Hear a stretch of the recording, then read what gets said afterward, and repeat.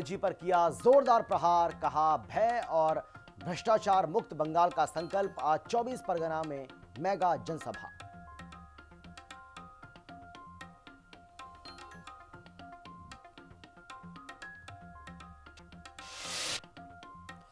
कांग्रेस उपाध्यक्ष सूर्यकांत धस्माना का सरकार पर बड़ा हमला, बोले सरकार पर अस्पतालों का अरबों बकाया, आयुष्मान कार्ड धारक दर दर भटक रहे। हरिद्वार ग्राम प्रधान पर पुरानी रंजिश में हमला, प्रधान के घर 20 बदमाशों का खूनी तांडव, 15 घायल, अस्पताल में भारी हंगामा तनाव। हरिद्वार के बिशनपुर में होली पर खूनी संघर्ष, 50 लोगों का तांडव, इलाका दहला, वीडियो वायरल, महिलाओं ने भी पीटा।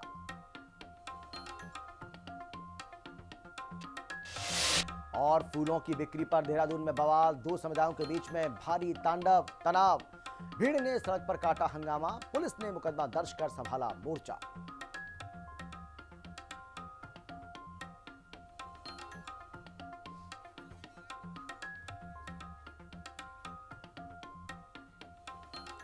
नमस्कार, आप देख रहे हैं हिंदी खबर। मैं हूं आपके साथ अमित शर्मा। सीधे आपको ले चलते हैं पश्चिम बंगाल, जहां पर आपको बता दें कि मुख्यमंत्री पुष्कर सिंह धामी मौजूद हैं। उनका ये बंगाल का दौरा बहुत ज्यादा महत्वपूर्ण है। सीधे आपको लिए चल रहे हैं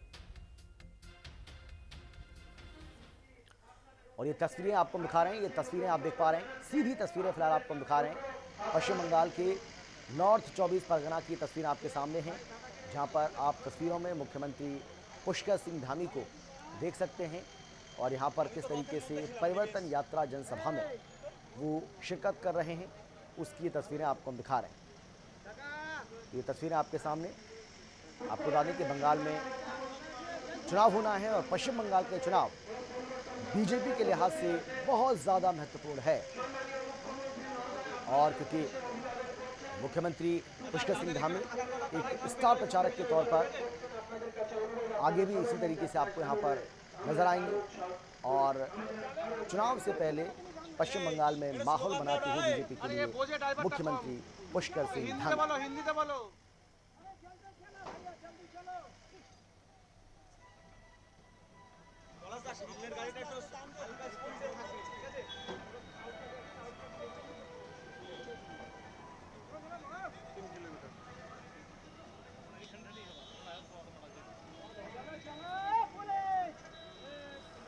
तो ये सीधी तस्वीरें आपको हम दिखा रहे हैं। तस्वीरों में आपको मुख्यमंत्री पुष्कर सिंह धामी नजर आ रहे हैं और मिशन बंगाल में वो जुटे हुए हैं। नॉर्थ 24 परगना की तस्वीर आपके सामने।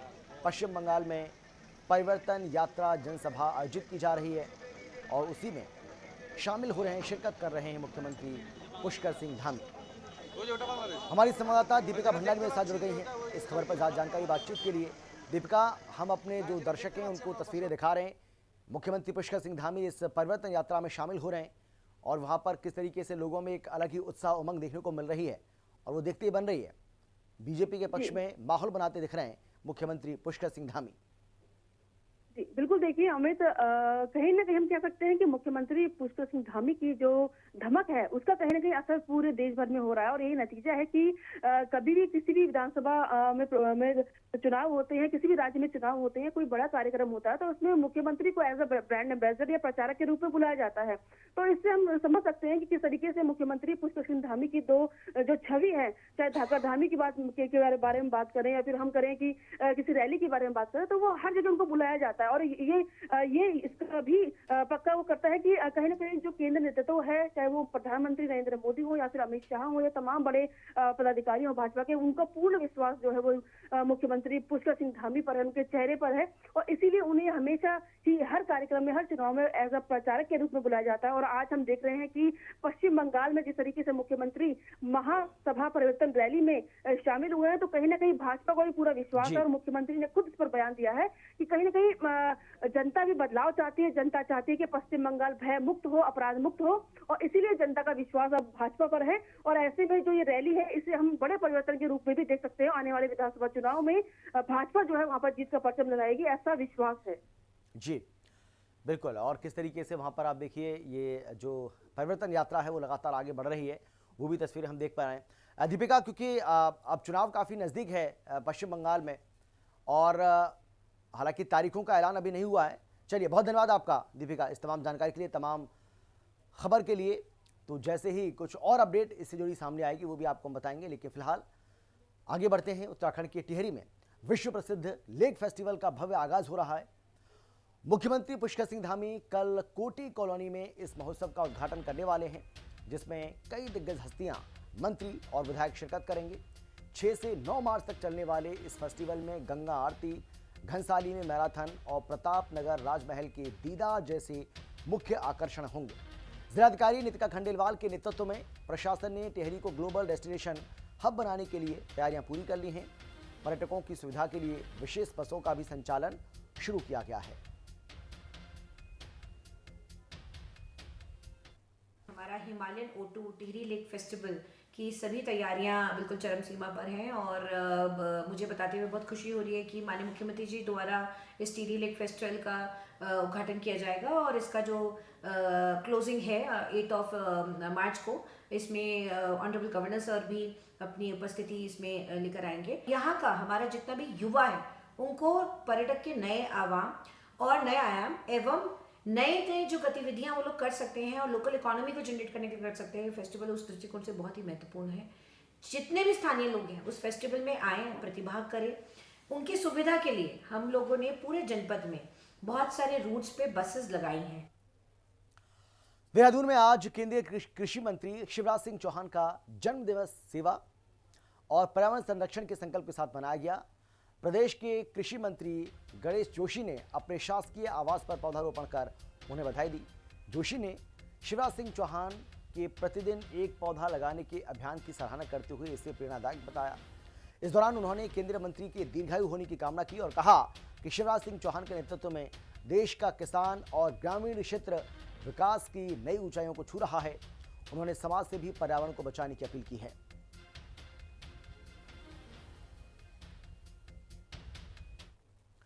उत्तराखंड की सियासत में कैबिनेट विस्तार का मुद्दा एक बार फिर से गरमाने लगा है।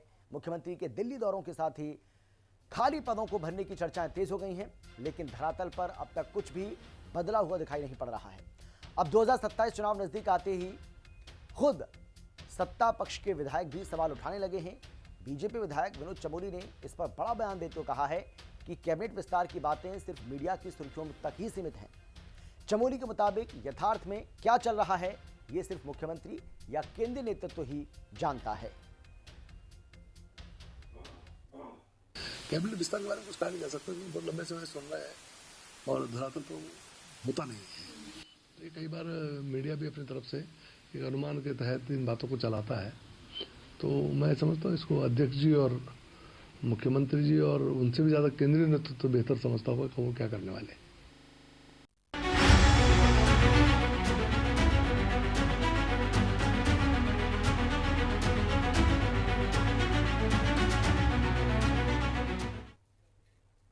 हरिद्वार में 7 मार्च को धामी सरकार अपने 4 साल पूरा होने पर शानदार जश्न की तैयारी कर रही है। 4 साल बेमिसाल थीम के तहत भव्य कार्यक्रम आयोजित होगा। केंद्रीय गृह एवं सहकारिता मंत्री अमित शाह मुख्य अतिथि के रूप में शामिल होंगे और अर्ध कुंभ की तैयारियों की समीक्षा भी करेंगे। बैरागी कैंप मैदान में बड़े स्तर पर मंच, पंडाल और जनसभाओं की व्यवस्था की जा रही है।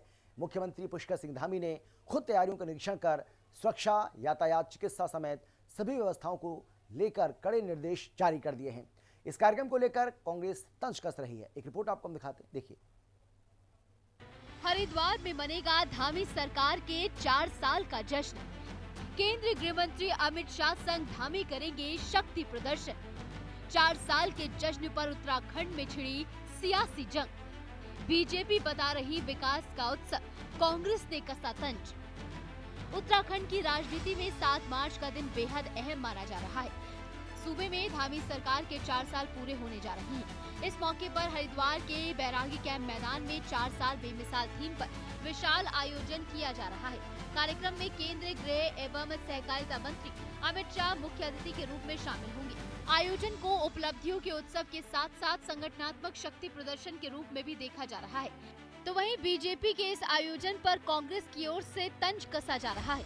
23 मार्च को धामी सरकार के 4 साल पूरे हो रहे हैं और इसका जश्न उत्तराखंड सरकार हरिद्वार में 4 साल बेमिसाल के रूप में मनाने जा रही है, जिसमें 7 मार्च को केंद्रीय गृह मंत्री अमित शाह भी शिरकत करेंगे। वहीं बीते दिनों मुख्यमंत्री पुष्कर सिंह धामी ने तमाम अधिकारियों के साथ जहां पे कार्यक्रम होना है वहां स्थल का निरीक्षण किया और साथ ही अधिकारियों को निर्देश दिए कि 7 मार्च से पहले सभी तैयारियां पुख्ता कर ली जाए। गौरतलब है कि केंद्रीय गृह मंत्री अमित शाह का 7 मार्च को हरिद्वार आगमन तय है। वे बीजेपी सरकार के 4 साल पूरे होने के अवसर पर आयोजित समारोह में भाग लेंगे और हरिद्वार अर्धकुंभ की तैयारियों की भी समीक्षा करेंगे। कार्यक्रम स्थल हरिद्वार का बैरागी कैंप मैदान निर्धारित किया गया है, जहां बड़े स्तर पर मंच, पंडाल और जनसभा की व्यवस्थाएं की जा रही हैं। मुख्यमंत्री पुष्कर सिंह धामी ने लिया तैयारियों का जायजा। सीएम धामी के साथ बीजेपी प्रदेश अध्यक्ष महेंद्र भट्ट रहे मौजूद। मुख्यमंत्री पुष्कर सिंह धामी ने खुद बैरागी कैंप पहुंचकर तैयारियों का जायजा लिया है। सीएम धामी ने मंच निर्माण, बैठने की व्यवस्था, पार्किंग, पेयजल, विद्युत आपूर्ति और स्वच्छता प्रबंध की समीक्षा की। सीएम धामी ने स्पष्ट निर्देश दिए कि सभी तैयारियां समयबद्ध, सुव्यवस्थित और सुरक्षित ढंग से पूरी की जाए। और विशाल महारैली होगी, आप देख ही रहे हैं, इसकी तैयारी बड़े स्तर पर चल रही है और इसमें मुख्य रूप से बीएनएस में जो बदलाव हुए, बीएनएस जो भारतीय न्याय संहिता में 3 कानून आए हैं, उन 3 कानूनों के आने से जिस प्रकार से जनता की जो सुविधाएं बढ़ी हैं, उनके लिए न्याय त्वरित गति से मिलने लगा है, प्रभावी तरीके से हुआ है, उसकी यहाँ पर एक प्रदर्शनी भी लगाई जा रही है और उसका पूरा एक पुलिस विभाग और भारत सरकार के प्रतिनिधि उसका संयोजन कर रहे हैं। इसके अतिरिक्त जो पिछले सालों में डबल इंजन की सरकार ने जो काम किए हैं, जो उपलब्धियां उत्तराखंड राज्य की रही हैं, उसका भी यहाँ पर एक आयोजन होगा। बहुत उत्साह है लोगों में और बड़ी तैयारियां हो रही हैं। निरीक्षण के दौरान बीजेपी प्रदेश अध्यक्ष महेंद्र भट्ट समेत कई बड़े नेता और प्रशासनिक अधिकारी मौजूद रहे। आयुक्त गढ़वाल विनय शंकर पांडे और जिलाधिकारी मयूर दीक्षित ने अब तक की गई तैयारियों की जानकारी सीएम धामी के सामने प्रस्तुत की। इस दौरान वरिष्ठ पुलिस अधीक्षक नवनीत सिंह भुल्लर ने यातायात एवं पार्किंग प्रबंधन की विस्तृत योजना के बारे में जानकारी दी। सुरक्षा और यातायात पर शासन प्रशासन का विशेष फोकस। निरीक्षण के दौरान सीएम पुष्कर सिंह धामी ने पुलिस प्रशासन को निर्देशित किया कि सुरक्षा व्यवस्था में किसी भी स्तर पर लापरवाही न बरती जाए। शहर में जाम की स्थिति न बने, इसके लिए व्यापक ट्रैफिक प्लान तैयार करने को कहा गया। आमजन को असुविधा न हो, ये भी प्राथमिकता तय की गई। इसके साथ ही चिकित्सा सुविधाएं, आपातकालीन सेवाएं और अग्निशमन व्यवस्थाओं को पूरी तरह सक्रिय रखने के निर्देश दिए गए। भीड़ प्रबंधन और पार्किंग व्यवस्था के लिए विशेष रणनीति बनाई गई है। धामी सरकार गिनाएगी 4 साल की उपलब्धियां। कांग्रेस कस रही तंज, गिना रही सरकार की खामियां। कार्यक्रम में धामी सरकार की 4 साल की उपलब्धियों को लेकर एक विशेष प्रदर्शनी लगाई जाएगी। प्रदर्शनी में अलग अलग विभागों की योजनाओं, विकास कार्यों और राज्य में हुए परिवर्तन की झलक पेश की जाएगी। इस आयोजन को राजनीतिक दृष्टि से भी बेहद अहम माना जा रहा है। कहा जा रहा है कि इस मंच से धामी सरकार अपनी उपलब्धियों का संदेश व्यापक स्तर पर देगी और आगामी चुनावी रणनीतियों पर भी चर्चा की संभावनाएं हैं। हालांकि कांग्रेस ने कार्यक्रम को लेकर तंज कसा है और डबल इंजन सरकार पर सवाल उठाए हैं। मुख्यमंत्री जी 4 साल बेमिसाल मना रहे हैं और केंद्रीय गृह मंत्री जी उनको बधाई देने आ रहे हैं। निश्चित रूप से मुख्यमंत्री पुष्कर सिंह धामी बधाई के पात्र हैं। जिस पार्टी में 1 माह में 3 मुख्यमंत्री देने की परंपरा रही हो, जिस पार्टी की सरकार में कपड़ों की तरह मुख्यमंत्री बदलते रह जाएं, ऐसे भाजपा की सरकार के मुख्यमंत्री के 4 वर्ष पूरे करने वाकई बेमिसाल। कुल मिलाकर हरिद्वार में होने जा रहा ये कार्यक्रम प्रशासनिक और राजनीतिक दोनों मायनों में बड़ा आयोजन माना जा रहा है। बीजेपी संगठन और राज्य सरकार व्यापक जनसमूह जुटाने की तैयारी में है। अब सभी की नजरें 7 मार्च को होने वाले कार्यक्रम पर टिकी हैं, जहां 4 वर्षों की उपलब्धियों का लेखा जोखा पेश किया जाएगा और मिशन 2027 की पूरी रूपरेखा साफ दिखाई देगी। वहीं अमित शाह के दौरे को लेकर कांग्रेस ने एक बार फिर से सरकार पर हमला किया है। कांग्रेस का कहना है कि डबल इंजन की सरकार पूरी तरीके से फेल साबित हो चुकी है। उत्तराखंड की जनता को घोषणाओं और वादों के अलावा कुछ नहीं मिला है और उत्तराखंड में जो तमाम विकास कार्य हैं वो घोटाले और भ्रष्टाचार की भेंट चढ़ गए हैं। मैं देहरादून से हिंदी खबर के लिए दीपिका भंडारी।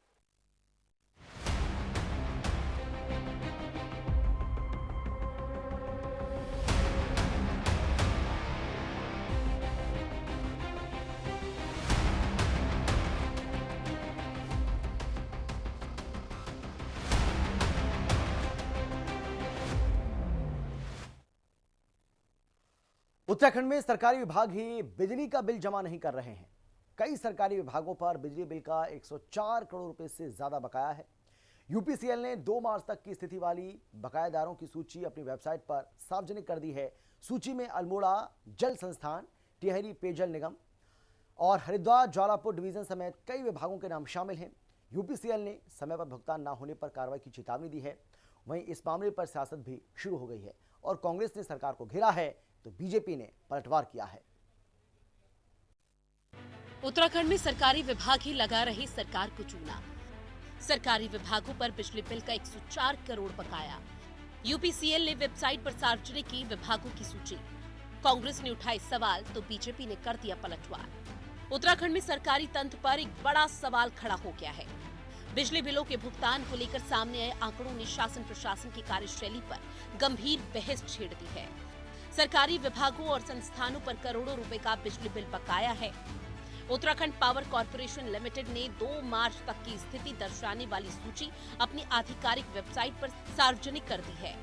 कुल बकाया राशि 104.57 करोड़ रुपए दर्ज की गई। इस खबर के सामने आने के बाद कांग्रेस और बीजेपी के बीच बयानीवार पलटवार शुरू हो गया। देवभूमि उत्तराखंड में सरकारी विभाग ही उत्तराखंड सरकार को चूना लगाने का काम कर रहे हैं। दरअसल यूपीसीएल ने अपनी वेबसाइट पर एक सूची जारी की है जिसमें तमाम सरकारी विभाग जो हैं उन पर 104 करोड़ रुपए का बिजली का बिल बकाया है जो इन्होंने अभी तक भरा नहीं है। उत्तराखंड के कई सरकारी विभाग और संस्थानों पर बिजली बिल का कुल 104.57 करोड़ रुपए बकाया है। यूपीसीएल की तरफ से जारी की गई बकायेदारों की सूची में सरकारी संस्थानों के साथ साथ कुछ निजी औद्योगिक इकाइयों के नाम भी शामिल हैं। जारी आंकड़े 2 मार्च तक के हैं। अल्मोड़ा जल संस्थान ने नहीं जमा किया बिजली bill. Soban Singh Jeena medical college पर 14.64 लाख बकाया। अल्मोड़ा जिले में जल संस्थान के एक खाते पर 10.34 करोड़ रुपए का भारी बकाया दर्ज है। इसके अलावा पेयजल निगम और लघु डाल नहर खंड भी बड़े बकायेदारों की सूची में शामिल है। चिकित्सा शिक्षा क्षेत्र की बात करें तो सोबन सिंह जीना मेडिकल कॉलेज पर 14.64 लाख रुपए का बिजली बिल लंबित है। ये दर्शाता है कि जरूरी सेवाओं से जुड़े संस्थान भी भुगतान में पीछे हैं। टिहरी गढ़वाल में पेयजल निगम पर 4.52 करोड़ की देनदारी। हरिद्वार ज्वालापुर डिवीजन पर 4.49 करोड़ रुपए का बकाया। हरिद्वार परियोजना प्रबंधक पर 2.16 करोड़ रुपए का बकाया। सरकारी विभागों में बिजली बिल के बकायेदारों की सूची काफी लंबी है।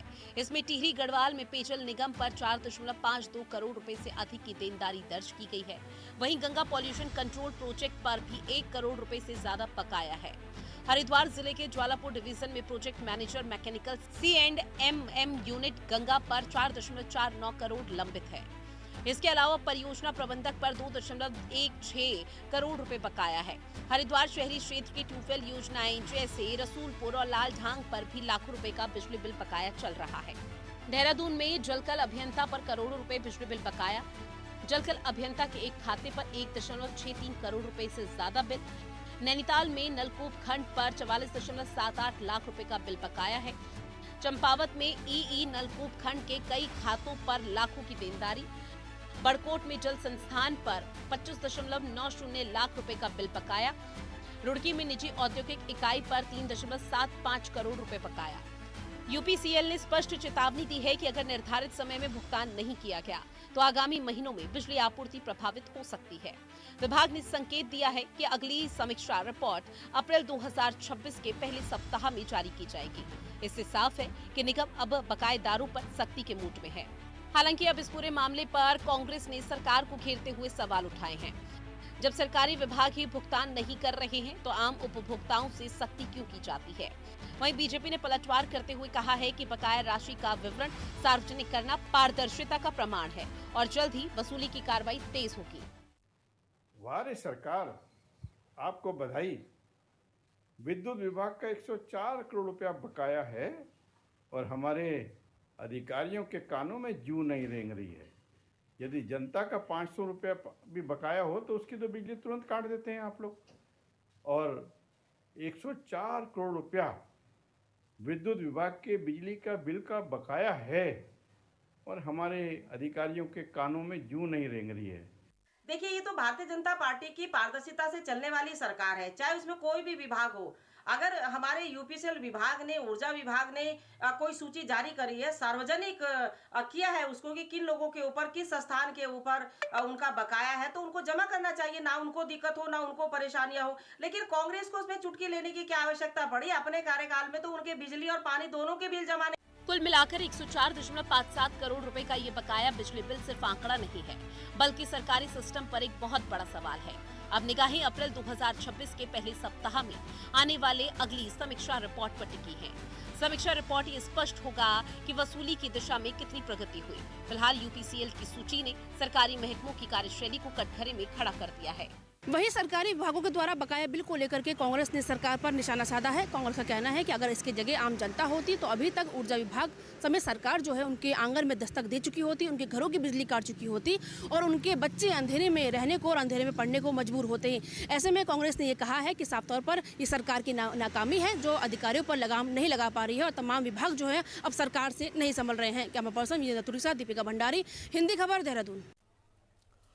उत्तराखंड में अमित शाह के आगामी हरिद्वार दौरे को लेकर सियासी पारा चढ़ गया है। मुख्यमंत्री पुष्कर सिंह धामी जहां तैयारियों का जायजा ले रहे हैं तो वहीं कांग्रेस ने तीखा हमला बोला है और कांग्रेस की मुख्य प्रवक्ता गरिमा दसोनी ने आरोप लगाया है कि बीजेपी सरकारी मशीनरी का दुरुपयोग कर रैलियों में भीड़ जुटाती है। उन्होंने कहा कि पिछली रैलियों में भी छात्रों को जबरन लाया गया, बसों को फ्री इस्तेमाल किया गया। दसोनी के मुताबिक बीजेपी सत्ता के दम पर संसाधन जुटा रही है, जबकि कांग्रेस की रैलियों में जनता खुद अपनी मर्जी से पहुंचती है। हमने देखा किस तरह से नरेंद्र मोदी जी की रैली यहाँ जब देहरादून में हुई, उसके लिए किस तरह से कॉलेजेस को नोटिस दिए गए, किस तरह से आशा कार्यकर्तियां, किस तरह से आंगनबाड़ी, स्वयं सहायता समूह, महिला मंगल दल, इन सारे लोगों को मैंडेटरी किया जाता है। कांग्रेस के पास तो कोई भी संसाधन नहीं थे। कांग्रेस की तो रैली को नाकाम करने की भरसक प्रयास किया गया, उसके बावजूद कांग्रेस में स्वतः स्फूर्त जो है वो जनता आई, क्योंकि वो आपसे परेशान हो चुकी है। आपके अराजक कार्यकाल, अत्याचारी और बहुत ही अन्यायपूर्ण कार्यकाल से जितने सपने आपने दिखाए कोई भी पूरे नहीं किए। तो उत्तराखंड की जनता अच्छे से जानती है कि भीड़ जुटाने के लिए भाजपा को किस किस हद तक जाना पड़ा है। उत्तराखंड में स्वास्थ्य सेवाओं को लेकर कांग्रेस ने सरकार की घेराबंदी तेज कर दी है। कांग्रेस उपाध्यक्ष सूर्यकांत धस्माना ने गंभीर आरोप लगाते हुए कहा है कि प्रदेश सरकार ने हिमालयन, महंत इंद्रेश और ग्राफिक एरा जैसे बड़े निजी अस्पतालों का अरबों का रुपया दबा रखा है। अकेले महंत इंद्रेश अस्पताल का ही 100 करोड़ रुपए से ज्यादा का भुगतान बकाया है। इस आर्थिक संकट के चलते अस्पताल आयुष्मान और गोल्डन कार्ड धारकों के इलाज में आनाकानी कर रहा है, जिससे गंभीर बीमारियों से जूझ रहे गरीब मरीज दर दर भटकने को मजबूर हैं। हिमालयन अस्पताल है जॉलीग्रांट, दूसरा है महंत इंद्रेश अस्पताल देहराखास देहरादून और तीसरा है ग्राफिक एरा अस्पताल। आपको मालूम है आज आयुष्मान कार्ड लेकर के, गोल्डन कार्ड लेकर के या सरकारी स्कीम के कोई भी कार्ड लेकर के अगर कोई व्यक्ति वहां इलाज कराने जा रहा है तो उसको इलाज में बहुत मुश्किल पेश आ रही है, क्योंकि अस्पताल इलाज करने में आनाकानी कर रहे हैं। और वो आनाकानी क्यों कर रहे हैं? आनाकानी इसलिए कर रहे हैं कि इन अस्पतालों का इन तमाम स्वास्थ्य सेवाएं जो स्कीम चल रही हैं, इनके अंतर्गत जो इलाज किया हुआ है पिछले कई सालों से, उनका अरबों रुपया, करोड़ों नहीं अरबों रुपया राज्य की सरकार ने अब तक नहीं दिया। तो अब जो मरीज जा रहे हैं उनके इलाज में ये अस्पताल आनाकानी कर रहे हैं। राज्य की सरकार की प्राथमिकता में स्वास्थ्य सेवाएं कितनी इंपॉर्टेंट हैं, आप इसकी कल्पना कर सकते हैं। और एक बड़ी जानकारी आपको दे रहे हैं जो कि हरिद्वार से आ रही है। हरिद्वार से इस वक्त की ये बड़ी खबर आपको बता रहे हैं। रावली महदूद में ग्राम प्रधान के घर पर हमला किया गया है। बताया जा रहा है कि पुरानी रंजिश के चलते घर में घुसकर यह हमला किया गया। 20 से ज्यादा हमलावरों ने लाठी डंडों से हमला किया है। भाई समेत 15 लोग गंभीर रूप से इसमें घायल हो गए। फरार आरोपियों की तलाश में पुलिस जुटी हुई है। उत्तराखंड के हरिद्वार से बड़ी खबर सामने आ रही है, जहां रावली महदूद में ग्राम प्रधान प्रमोद पाल के घर पर बदमाशों ने खूनी तांडव मचाया। पुरानी रंजिश के चलते 20 से ज्यादा हमलावरों ने लाठी डंडों के साथ घर में घुसकर हमला किया है। इस हिंसक झड़प में ग्राम प्रधान और उनके भाई समेत 15 लोग गंभीर रूप से घायल हो गए। गांव और अस्पताल में तनाव का माहौल है। सिरकुल पुलिस अब सीसीटीवी के जरिए फरार आरोपियों की तलाश में जुट गई है।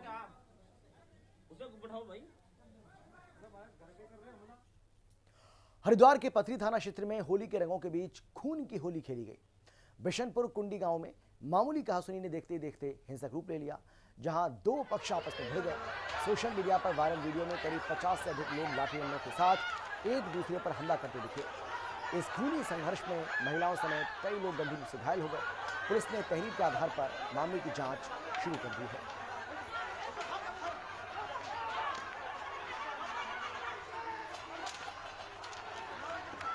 और फिलहाल इतना ही। एक छोटे से ब्रेक के बाद फौरन लौट रहे हैं। आप देखते रहिए हिंदी खबर, क्योंकि हिंदी खबर पर खबरों का सिलसिला लगातार जारी है। नमस्कार।